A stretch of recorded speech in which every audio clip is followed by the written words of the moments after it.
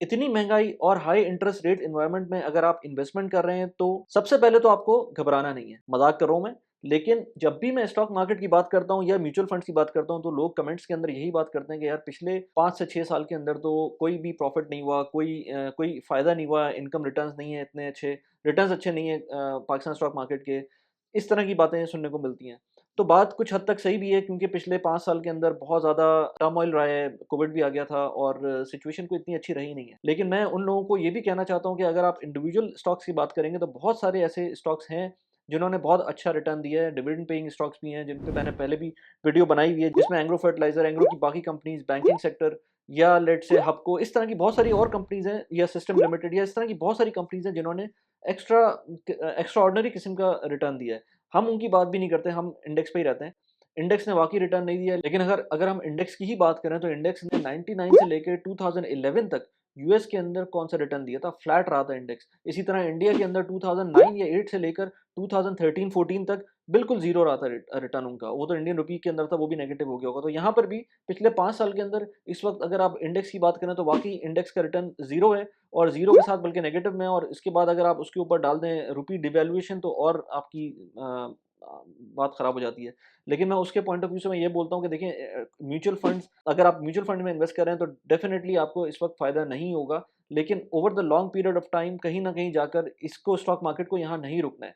उसका रीज़न ये है कि यहाँ पर जो पीई हमारी पाकिस्तान मार्केट की चल रही है, वो इन इवेंचुअली वो ऊपर जाएगी।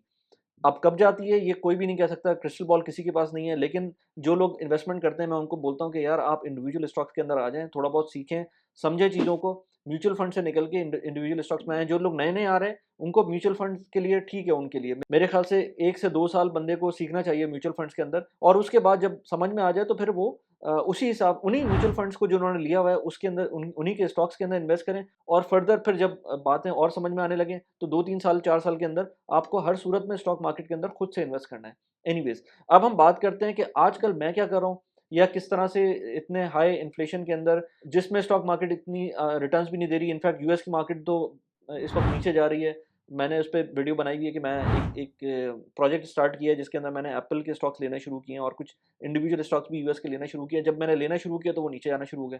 एनीवेज़, वो भी हो रहा है। तो इस कंडीशन में मैं किस तरह से इन्वेस्टमेंट कर रहा हूँ, या आपको किस तरह से इन्वेस्टमेंट करनी चाहिए, तो इस पे बात करेंगे आज।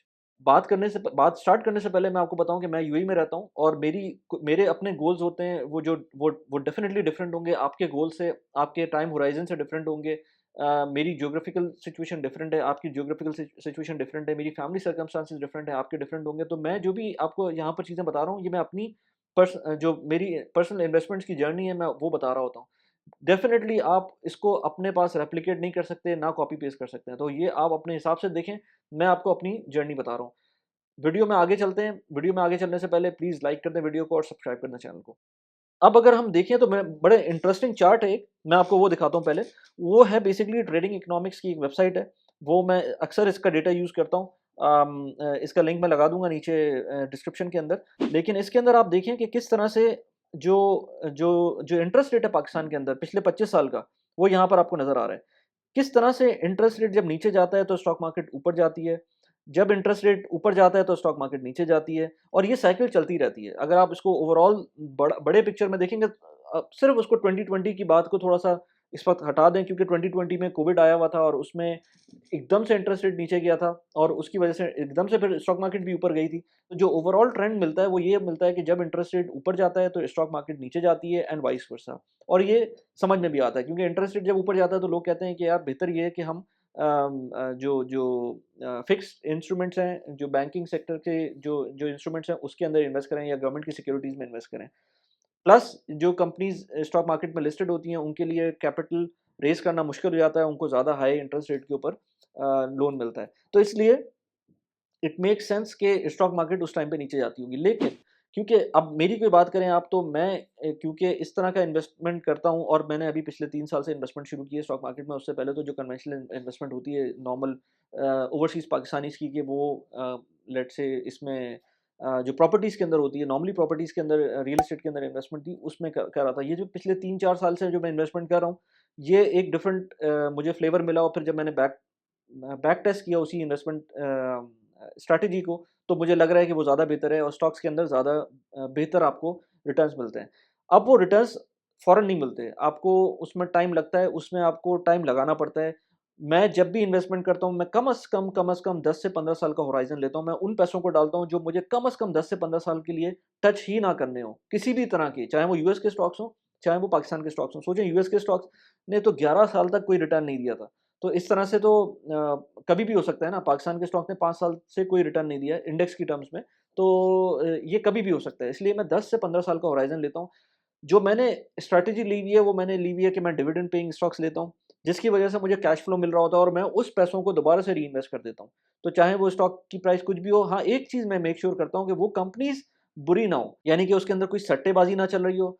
जैसे आप देख लें टेस्ला ज टाइप की कंपनीज़, अगर यूएस की बात करें तो टेस्ला के अंदर किस तरह से उसका पीई रेशियो 1300 के ऊपर पहुँचा हुआ था। इस तरह की कंपनीज़ में मैं कभी भी इन्वेस्ट नहीं करता। पाकिस्तान के अंदर तो खैर पीई रेशियो इतना ज़्यादा पहुँच ही नहीं सकता, लेकिन कोई 25 के करीब, 30 के करीब भी हो, तो वो भी मुझे ज़्यादा लगता है। तो आप ऐसी कंपनीज़ में इन्वेस्ट करें जिसमें स्पेकुलेटिव इन्वेस्टमेंट ना हो, वो गैम्बलिंग ना हो, वो वाक़ई में इन्वेस्टमेंट हो, अच्छी कंपनीज़ हों, उनके उनके जो फाइनेंशियल स्टेटमेंट्स हों वो मैच कर रहे हों, जो लेट्स से वो डिविडेंड दे रही हों, नहीं भी दे रही हों तो उनकी जो जो जो प्रॉफिट्स हैं वो नज़र आ रहे हों, आपको बैलेंस शीट अच्छी लग रही हो। अब ये सारी चीज़ें मैं आपको इसलिए नहीं बताता हूँ एक और वीडियो बना के, क्योंकि इन चीज़ों के बारे में मुझे खुद भी उस तरह से नहीं पता। मैं क्या करता हूँ, मैंने पहले भी बताया था कि मैं जिस तरह से स्टॉक स्क्रीनिंग करता हूँ वो ये कि लेट्स से एक वीडियो में जिसमें मैंने ज़िक्र किया था, यहाँ पर मैं उसका लिंक लगा देता हूँ। उसके अंदर मैंने बताया था कि मैं पहले तो डिविडेंड पेइंग स्टॉक्स की एक सर्टेन थ्रेशोल्ड होता है, सर्टेन क्राइटेरिया होता है, वो लेता हूँ। उसके बाद उन डिविडेंड पेइंग स्टॉक्स को मैं देखता हूँ कि कौन से म्यूचुअल फंड्स उनको रखे हुए हैं और उनकी क्या परफॉर्मेंस रही है, वो देखता हूँ। फिर थोड़ी बहुत जो मुझे समझ में आती है, जो उनकी फाइनेंशियल रिपोर्ट्स होती हैं, वो पढ़ लेता हूँ। ये 3 क्राइटेरियाज़ होते हैं मुझे स्टॉक्स पिक करने के लिए। उसमें जो इम्पोर्टेंट चीज़ है वो उसकी रिपोर्ट्स होती हैं, जो कि पढ़नी आनी चाहिए, जो कि मैं उस तरह से नहीं पढ़ता क्योंकि टाइम भी नहीं होता उतना पढ़ने का।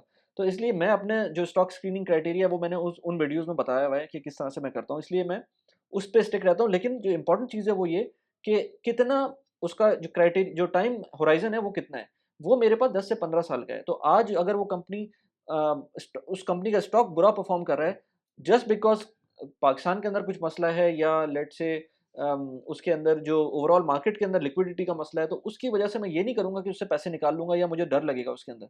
हाँ, अगर कंपनी के साथ कोई इंडिविजुअल कोई प्रॉब्लम है, म्यूचुअल फंड भी उसको ऑफलोड कर रहे हैं, उसके साथ कोई बड़ी खराब न्यूज़ आ रही है, प्रॉफिटेबिलिटी का कोई प्रॉब्लम आ रहा है, कोई स्कैंडल आ गया है, इस तरह की चीज़ों के अंदर से आपको रीबैलेंस करना चाहिए कंपनीज़ के अंदर। लेकिन अदरवाइज़ आप लंबे टर्म टाइम के लिए रखें उन कंपनीज़ को, कोई प्रॉब्लम होनी नहीं चाहिए अगर फंडामेंटली स्ट्रॉन्ग कंपनी। अगर आप यूएई में हैं तो यूएई के अंदर मैं जो यूएस के स्टॉक्स में इन्वेस्ट करता हूँ, वो मैंने एक और प्लेटफ़ॉर्म है सर्वा का, उस पे डिफरेंट वीडियोज़ बनाई हुई है। मैंने लिंक भी डिस्क्रिप्शन में डाल दिया, अगर आप उस लिंक के थ्रू जाते हैं तो आपको $50 का बोनस भी मिलेगा अगर आप अपना अकाउंट को फंड कर देते हैं। इसके अलावा आप ये भी एक चार्ट इम्पोर्टेंट है, ये चार्ट आप देखें ज़रा कि किस तरह से इन्फ्लेशन हो रही है, किस तरह से हाउसिंग बबल बन रहा है यूएस के अंदर। मैं यूएस की बात इसलिए कर रहा हूँ कि इसके उसका इम्पैक्ट हम पे भी पड़ता है। तो यहाँ पर आप देख सकते हैं कि 2010 में एक हाउसिंग 8 में एक हाउसिंग बबल बना था जो कि क्रैश हुआ था, और आजकल फिर एक बबल बन रहा है जो कि आपकी price to median income ratio की बेसिस के ऊपर यहाँ पर नज़र आ रहा है, जिसके अंदर नज़र आ रहा है कि जो आपकी जो नॉर्मल लोगों की इनकम है उससे बहुत ज़्यादा ऊपर चली गई है प्राइसेस हाउस की। तो ये भी एक चीज़ शो कर रहा है कि यहाँ पर यूएस के अंदर हाउसिंग बबल क्रिएट हुआ है। अब ये चीज़ पाकिस्तान के अंदर तो उस तरह से नहीं होती, क्योंकि पाकिस्तान के अंदर नॉर्मली जो प्रॉपर्टीज़ परचेज़ की भी होती हैं वो कैश के ऊपर होती हैं। तो इस वजह से पाकिस्तान की तरफ से हमें इसमें परेशान होने की ज़रूरत नहीं है। लेकिन क्योंकि जब यूएस में कोई भी चीज़ होती है, कोई भी इम्पैक्ट आता है तो वो पूरी दुनिया पे इम्पैक्ट आता है, तो पाकिस्तान के ऊपर भी इम्पैक्ट आ सकता है। लेकिन अगर मैं बात करूँ इन्वेस्टमेंट्स की, तो जो स्टॉक मार्केट की इन्वेस्टमेंट है मैं उसको इसी तरह से कंटिन्यू करूँगा। मुझे कोई फ़र्क नहीं पड़ता कि आज स्टॉक मार्केट नीचे जा रही है, सिवाय इसके कि वो कंपनी के लिए फंडामेंटली कोई मसला हो गया हो, जो जिस कंपनी में मैं इन्वेस्ट कर रहा हूँ। अदरवाइज़ मुझे कोई मसला नहीं है कि स्टॉक मार्केट आज नीचे जा रही हो, उस कंपनी का शेयर नीचे हो, ऊपर हो, मुझे कोई फ़र्क नहीं पड़ता, क्योंकि ये पैसे मैं रिटायरमेंट के लिए इन्वेस्ट कर रहा हूँ। ये मुझे बहुत आगे के लिए चाहिए और इसका डिविडेंड भी मैं नहीं यूटिलाइज़ कर रहा होता, वो भी मैं रीइन्वेस्ट कर देता हूँ। मैंने एक वीडियो बनाई थी जिसमें मैंने ज़िक्र किया था कि किस तरह से आपको अगर यूएई के अंदर प्रॉपर्टी खरीदनी है तो क्या-क्या चीज़ें अपने दिमाग में रखनी है, वो उसका लिंक मैंने यहाँ पर लगा दिया, उसको जाके देख सकते हैं। इसके अलावा मोमेंटम इन इन्वेस्टिंग पाकिस्तान के अंदर एक नया ईटीएफ आया था, उसके बारे में मैंने वीडियो बनाई थी, यहाँ पर जाके देख सकते हैं। उस ईटीएफ से आप क्या-क्या चीज़ें सीख सकते हैं, उस वीडियो में मैंने ज़िक्र किया था। कैसी लगी वीडियो प्लीज़ मुझे बताइएगा। Thanks for watching the video. Bye bye.